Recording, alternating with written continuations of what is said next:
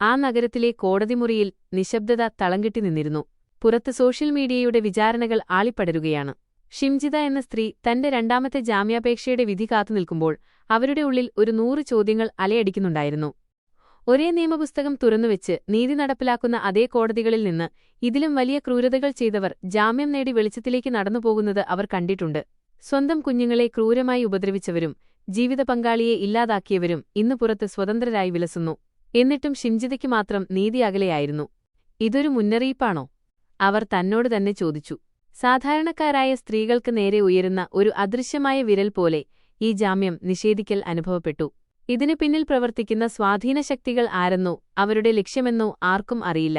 എങ്കിലും ഒന്നുറപ്പാണ്, നീതിയുടെ ത്രാസ് എല്ലാവർക്കും ഒരുപോലെയല്ല ചായുന്നത്. അതിനിടയിൽ ദീപകിന്റെ വിയോഗം ഒരു കനലായി എല്ലാവരുടെയും ഉള്ളിലുണ്ട്. ഒരു ജീവൻ പൊലിഞ്ഞുപോയത് ആർക്കും നികത്താനാവാത്ത നഷ്ടം തന്നെയാണ്. എന്നാൽ ആ മരണം ചർച്ച ചെയ്ത രീതിയും സോഷ്യൽ മീഡിയയിൽ നടന്ന വിചാരണകളും എത്രത്തോളം ഭീകരമാണെന്ന് ആരും തിരിച്ചറിഞ്ഞില്ല.